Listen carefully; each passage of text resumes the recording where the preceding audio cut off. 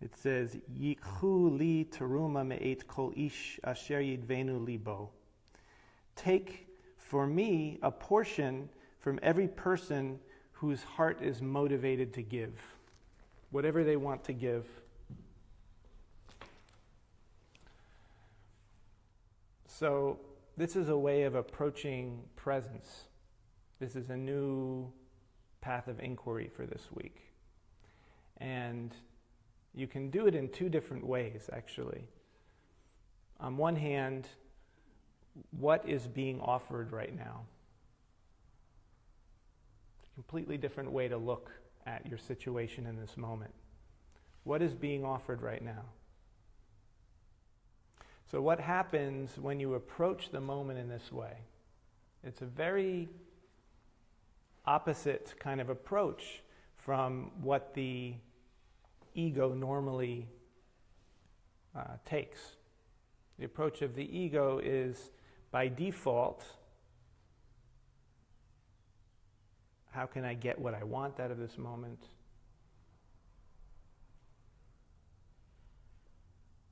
Judging things that are happening in this moment.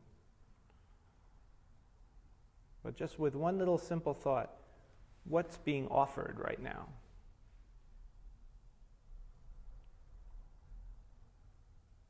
There's a lot of space that opens up when you just say that to yourself. What's being offered right now? Now we can have pain, right? Pain in the body. There might be pain in the body. There might be things happening in our situation that are undesirable, right? And we know that the egoic default is to focus and to fixate on those things that are wrong, that need to be fixed, and so on. And that's not necessarily a bad thing. There might be things we have to deal with and fix, for sure. But what happens with all of the fulfillment that is happening in this moment? And perhaps gratitude. There might be a space of gratitude that opens up because we're alive, we're breathing. You know, there's so many ways we're being supported.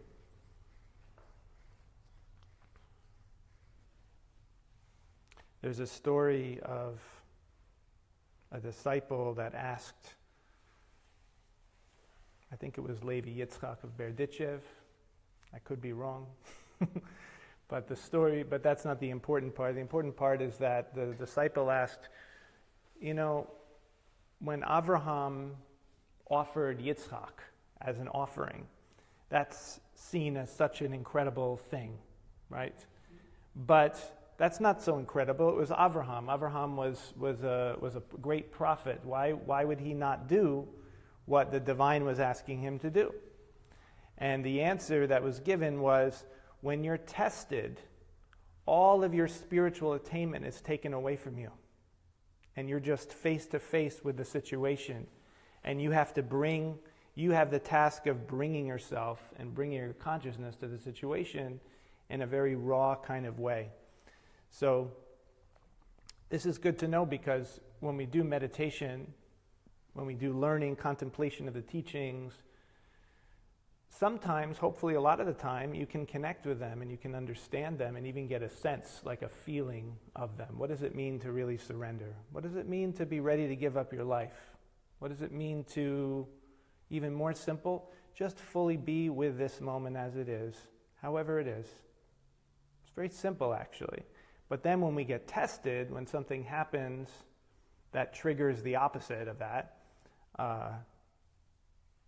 the teaching is saying, don't feel so bad that you lost your high level. Don't feel bad about that, because that's natural. That's normal. You can tap into a very deep level. Why? Because that deep level is part of you. It's not something you achieve. It's not something you climb to, really. It's something that you tap into because you've learned how to open that door within yourself. Or perhaps it's just a gift. Perhaps the door just opens for you. You don't really know how you do it yet, perhaps. It's different for everyone. But then when a test comes, to train yourself, to train your mind to remember to approach the moment as an opportunity for spiritual growth, for transcending the ordinary reactivity of the emotions and the thought patterns, which we call ego? Can you transcend it? And by transcending it doesn't mean, oh, I'm not going to do that. Let me not feel that way. It doesn't mean that. It means opening fully to whatever the experience is. And perhaps asking this question, what do I have to offer now? What is being offered now?